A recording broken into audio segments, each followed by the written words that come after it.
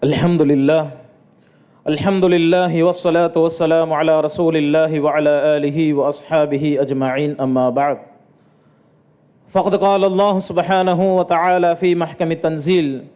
A'udhu billahi minash shaitanir rajim. Bifadli bismillahir rahmanir rahim. Subhanalladhi asra bi'abdihi laylan minal masjidil harami ilal masjidil aqsa alladhi باركنا حوله لنريه من آياتنا إنه هو السميع البصير صدق الله العظيم.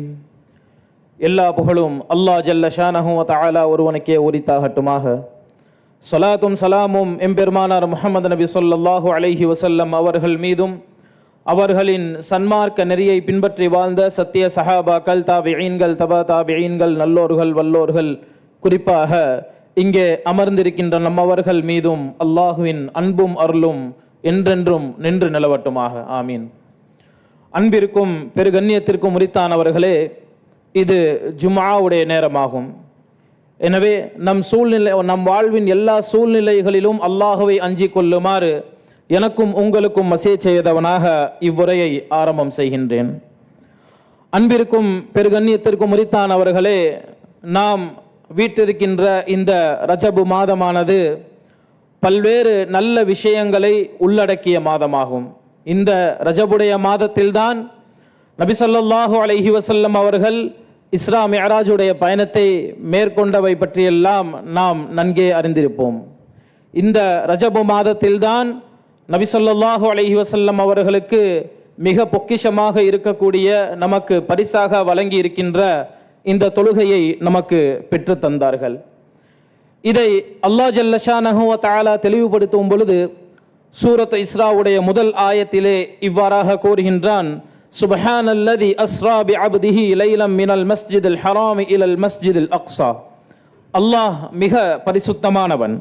அவன் தன் அடியாரை பைத்துல் ஹராமிலிருந்து, அதாவது காபத்துல்லாவிலிருந்து தொலைவில் இருக்கும் பைத்துல் முகத்தஸில் உள்ள மஜ்லிஸுல் அக்ஸாவிற்கு ஓரிரவில் அவர்களை அழைத்து சென்றான். எதற்காக அழைத்து சென்றான்? மஸ்ஜிதுல் அக்ஸாவின் சுற்றெல்லைகளை நாம் அவர்களுக்கு அபிவிருத்தி செய்து நம்முடைய அத்தாட்சிகளை அவர்களுக்கு காண்பிப்பதற்காக என்பதாக அல்லாஹ் தெளிவுபடுத்துகின்றான். எனவே அன்பிற்கும் பெருகண்ணியத்திற்கும் உரித்தானவர்களே, நபி ஸல்லல்லாஹு அலைஹி வஸல்லம் அவர்களுக்கு அல்லாஹ் ஏதாவது ஒரு சட்டத்திட்டங்களை கூற வேண்டும் என்று சொன்னால் அதற்கு நடுநிலைமையாக ஜிப்ரீல் அலைஹிஸ்ஸலாம் அவர்களை முன்வைத்து அவர்களின் வழியாகத்தான் எல்லா விஷயங்களையும் நமக்கு எடுத்துரைத்திருக்கின்றான். ஆனால் இந்த தொழுகையுடைய விஷயத்தை பொறுத்தவரை அல்லாஹ் ஜல்ல ஷானஹு வ தஆலா தன்னுடைய அடியாராக இருக்கக்கூடிய தன் நேசம் மிகுந்த நபி ஸல்லல்லாஹு அலைஹி வஸல்லம் அவர்களை தன்னிடம் அழைத்து அவர்களை கண்ணியப்படுத்த வேண்டும், அவர்களை கௌரவப்படுத்த வேண்டும், அவர்களுக்கு விருதினை வழங்கிட வேண்டும் என்கிற ஒரு நோக்கில் அவர்களை அழைத்து, எப்படி ஒரு அரசன் தன்னுடைய அரண்மனையில் தனக்கு பிடித்த நேசமாக இருக்கக்கூடிய ஒரு அடியாரை அழைத்து அவர்களுக்கு கௌரவப்படுத்தி விருதை வழங்குவார்களோ, அதுபோல அல்லாஹ் ரப்புல் ஆலமீன் நபி ஸல்லல்லாஹு அலைஹி வஸல்லம் அவர்களை அழைத்து தன்னிடம் வைத்து அவர்களுக்கு பரிசாக விருதாக இருக்கக்கூடிய இந்த பொக்கிஷமான தொழுகைகளை வழங்கினான். இதை பற்றி கூறும் பொழுது ஒரு ஹதீஸில் இவ்வாறாக காணப்படுகின்றது. திர்மிதியிலே பதிவாக இருக்கக்கூடிய ஹதீஸ். அனஸ் இப்னு மாலிக் ரலியல்லாஹு அன்ஹு அவர்கள் அறிவிக்கின்றார்கள். ஃபுரிதத் அலா ரசூலுல்லாஹி ஸல்லல்லாஹு அலைஹி வஸல்லம் லைலத உஸ்ரிய பிஹி ஸலவாத்து 50. அதாவது இந்த இஸ்ராவுடைய இரவில்தான் நபி ஸல்லல்லாஹு அலைஹி வஸல்லம் அவர்கள் மீது 50 வக்துக்கான தொழுகை கடமையாக்கப்பட்டது. பிறகு சும்ம நகஸத் ஹத்தா ஜுஇலத் 5, அது 5 வக்தாக மாறும் வரை பரிசீலனை செய்யப்பட்டது, இறைவனிடம் மேற்முறையிடப்பட்டது. பிறகு நபி ஸல்லல்லாஹு அலைஹி வஸல்லம் அவர்களுக்கு கூறப்பட்டது, சும்ம நூதிய யா முஹம்மத் இன்னஹு லா யுபத்தலுல் கௌலு லதைய. முஹம்மதே, உங்களுக்கு நான் அளித்த வாக்கை எப்போதும் நான் பின்வாங்க மாட்டேன். 50 வக்துக்கான நன்மை என்ன கிடைக்குமோ அதே நன்மையை தான் இந்த 5 வக்திலும் நான் பரிபூர்ணமாக ஆக்கி இருக்கின்றேன். சும்ம நூதிய யா முஹம்மத் இன்னஹு லா யுபத்தலுல் கௌலு லதைய வ இன்ன லக பிஹாதிஹில் 50 என்பதாக அல்லாஹ் ஜல்ல ஷானஹு வ தஆலா ஒரு உத்தரவாதத்தையும் நமக்கு வழங்கி இருக்கின்றான். எனவே அன்பிற்கும் பெரு கண்ணியத்திற்கும் உரித்தானவர்களே, தொழுகை என்பது கடமையான விஷயம்தான். ஆனால் அதே சமயத்தில் இறைவனை நெருங்குவதற்காக இருக்கக்கூடிய இறைவனால் நமக்கு வழங்கப்பட்ட மிகப்பெரிய பரிசாகும். இந்த பரிசினை நாம் சரியான முறையில் பயன்படுத்த வேண்டும். ஏனென்று சொன்னால், தொழுகை என்பது ஒரு இபாதத்தாகும், ஒரு துஆவாகும். இந்த தொழுகை தான் ஒரு மனிதனை உலக வாழ்வின் எல்லா எதிர்கோண விஷயங்களையும் எதிர்கொள்வதற்கு உறுதுணையாக இருக்கின்றது. இந்த தொழுகையின் மூலமாகத்தான், இந்த துஆவின் மூலமாகத்தான் ஒரு ஆன்மாவின் மனது சாந்தி அடைகின்றது. ஒரு மனிதன் மன அமைதி பெறுகின்றான் எண்ணற்ற சிக்கல்களிலிருந்து. எனவே இப்படிப்பட்ட துஆவாக இருக்கக்கூடிய, பொக்கிஷமாக இருக்கக்கூடிய இந்த சலாத்தினை நாம் சரியான முறையில் பயன்பெற்ற வேண்டும். அதனை அல்லாஹ்விடமே முறையிட வேண்டும். ஏனென்று சொன்னால், வணக்கத்திற்கு தகுதியானவன் அல்லாஹ்வை தவிர வேறு யாரும் இல்லை என்பதை உணர்த்தும் விதமாக சூரத்து தாஹா உடைய இந்த வசனம் நமக்கு கூறுகின்றது. இன்னனி அனல்லாஹ், நிச்சயமாக நான் தான் உங்களுக்கு அல்லாஹ்வாக இருக்கின்றேன். லா இலாஹ இல்லா அன, வணக்கத்திற்கு தகுதியானவன் என்னை தவிர வேறு யாரும் இல்லை.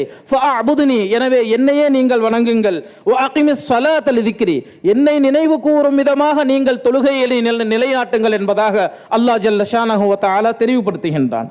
மேலும் இன்னொரு ஆயத்தில் நல்ல முஃமின்கள் யார், முழுமையான ஈமான் கொண்டவர்கள் யார் என்று உணர்த்தும் விதமாக அல்லாஹ் ஜல்ல ஷானஹு வ தஆலா கூறுகின்றான், அல்லதீன ஆமனு வ தத்மஇன்னு குலூபுஹும் பிதிக்ரில்லாஹ், அலா பிதிக்ரில்லாஹி தத்மஇன்னுல் குலூப். அதாவது நேர்வழி எவர்கள் அடைந்து விட்டார்கள் என்று சொன்னால், நேர்வழி எவர்களுக்கெல்லாம் ஹிதாயத் யாருக்கெல்லாம் கொடுக்கப்பட்டதோ அவர்கள்தான் ஈமானில் முழுமை பெற்றவர்கள். அவர்கள் இறைவனை நினைவு கூறுவதன் மூலம் அவர்களுடைய இதயங்கள் மன அமைதி பெறுகின்றனர். எனவே இறைவனை நினைவு கூறுவதன் மூலம்தான் நம்முடைய மனம் அமைதி பெறும் என்பதை நீங்கள் அறிந்து கொள்ளுங்கள் என்பதாக அல்லாஹ் ஜல்ல ஷானஹு வ தஆலா நமக்கு தெளிவுபடுத்துகின்றான். எனவே அன்பிற்கும் பெரு கண்ணியத்திற்கும் உரித்தானவர்களே, இப்படி இருக்கக்கூடிய ஒரு சூழலில் நாம் தொழக்கூடிய தொழுகை, முதல் விஷயம் அது சரியானதாக இருக்க வேண்டும்.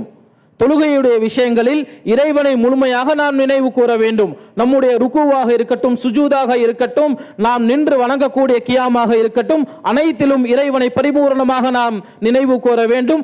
அந்த தொழுகையுடைய விஷயங்களை சரியான முறையில் எப்படி அமல்படுத்துவது என்பதற்கான விளக்கங்களை நாம் மார்க்க அறிஞர்களின் மூலம், சரியான வழிகாட்டுதலின் மூலம் பெற்றுக்கொள்ள வேண்டும். இரண்டாவது விஷயம், அதாவது இமாம் ஜமாத்தோடு நம்முடைய தொழுகைகளை நிலைநாட்ட வேண்டும்.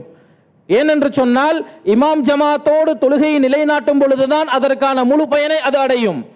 இது ஒரு மனிதன் ஜமாத்திலிருந்து புறம் தள்ளி அவனை தனிமைப்படுத்திக் கொள்கின்றான் என்று சொன்னால், அல்லது தனியாக தனக்கென்று ஒரு குழுவை அமைத்துக் கொண்டு அதன் மூலம் அவனுடைய தொழுகைகளை நிறைவேற்றுகின்றான் என்று சொன்னால், அது எதற்கு ஒப்பாகும் என்பதை உணர்த்தும் விதமாக நமக்கு இந்த ஹதீஸ் ஒரு அழகான ஒரு விஷயத்தை நமக்கு கற்றுக் கொடுக்கின்றது. அதாவது அபூ தர்தா ரலியல்லாஹு அன்ஹு அவர்கள் அறிவிக்கிறார்கள், நபிகள் நாயகம் ஸல்லல்லாஹு அலைஹி வஸல்லம் அவர்கள் அருளியதாக, மா மின் ஸலாத்தத்தின் ஃபீ கரியத்தின் வலா பதுவின் லா துகாமு ஃபீஹிம் ஸலவாத்து இல்லா கத் இஸ்தஹ்பத அலைஹிமுஷ் ஷைத்தான் ஃபஅலைக்கும் பில் ஜமாஅ ஃபஇன்னமா யஅகுல் ذئபு மினல் கனமில் காசியா. அதாவது ஒரு கிராமத்திலோ அல்லது ஒரு பாலைவனத்திலோ தொழுகையை நிலைநாட்டுவதற்கு 3 நபர்களாவது தொழுகையை நிலைநாட்டக்கூடியவர்களாக இருப்பார்கள். ஆனால் ஷைத்தான் எவர்களை கட்டுப்படுத்தி தன் வசம் வைத்திருக்கின்றானோ அவர்களை தவிர. எனவே ஜமாத்தோடு நீங்கள் இருந்து கொள்ளுங்கள் என்பதாக இந்த ஹதீஸ் நமக்கு வலியுறுத்துகின்றது. ஜமாத்தை புறம் தள்ளிவிட்டு எவன் ஒருவன் தனிமையில் செல்கின்றானோ, தனியாக குழுக்களை அமைத்துக் கொள்கின்றானோ, அது எதற்கு ஒப்பாகும் என்று சொன்னால், ஒரு ஆட்டு மந்தையில் இருக்கக்கூடிய ஒரு ஆடானது தனிப்பட்ட முறையில் அதிலிருந்து கலைந்து செல்லும் பொழுதுதான் ஓனாய் அந்த ஆட்டை தன்வசம் பிடித்துக் கொள்கின்றது.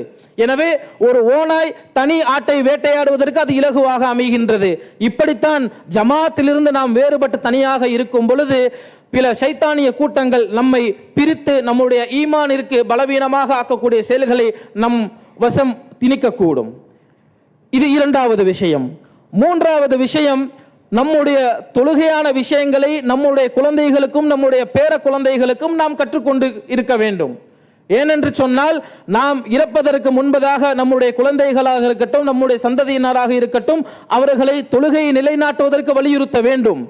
ஏனென்று சொன்னால் ஒரு மனிதன் இறந்த பிறகு அவனுடைய பரம்பரையிலிருந்து அவனுக்கு கிடைக்கக்கூடிய ஒரு கொடை வள்ளலானது, அவனுக்கு கிடைக்கக்கூடிய மக்ஃபிரத்தானது அவன் விட்டு சென்ற சந்ததிகளாக இருக்கக்கூடிய குழந்தைகளும் பேர குழந்தைகளும் அவனுக்காக செய்ய வேண்டிய துஆக்களாகும். எனவே இதை உணர்த்தும் விதமாகத்தான் நமக்கு வலியுறுத்தப்படுகின்றது, நாம் வாழும் காலங்களில் நம்முடைய சந்ததியினரை தொழுகைக்கு தயார்படுத்த வேண்டும். எந்த அளவிற்கு கூறப்படுகிறது என்று சொன்னால், ஒரு மனிதன் இந்த ஒரு நிலைமையை அடைந்து கொள்ளும் வரை அவனுடைய இறப்பை எய்துவிடக் கூடாது. என்னுடைய சந்ததியினர் அவர்கள் நான் இல்லாவிட்டாலும் தொழுகையை நிலைநாட்டுவார்கள், நான் உயிரோடு அவர்களோடு இல்லாவிட்டாலும் அவர்கள் கடைசி மூச்சு வரை தொழுகையை ஒழுங்காக கடைபிடிப்பார்கள் என்கிற ஒரு நம்பிக்கை வராதவரை ஒரு முஃமின் தன்னுடைய இறப்பை எய்துவிடக் கூடாது என்பதாக வலியுறுத்தப்படுகின்றது. அன்பிற்கும் பெருகண்ணியத்திற்கும் உரித்தானவர்களே, எந்தெந்த விஷயங்களை சொன்னோமோ கேட்டோமோ அதன்படி அமல் செய்து இனி வரும் காலங்களில் நம்முடைய தொழுகையை அல்லாஹ் ஜல்ல ஷானஹு வ தஆலா நமக்கு வழங்கி இருக்கின்ற பரிசாக இருக்கக்கூடிய விருதாக இருக்கக்கூடிய இந்த பொக்கிஷத்தை சரியான முறையில் கடைபிடித்து இதன் மூலம் ஹிதாயத் எனும் நேர்வழியை முழுமையான ஈமானை அடைந்து கொள்ளக்கூடிய பாக்கியத்தை வல்ல அல்லாஹ் உங்களுக்கும் எனக்கும் ஆக்கி அருள் புரிவானாக. வமா அலைனா இல்லல் பலாக்.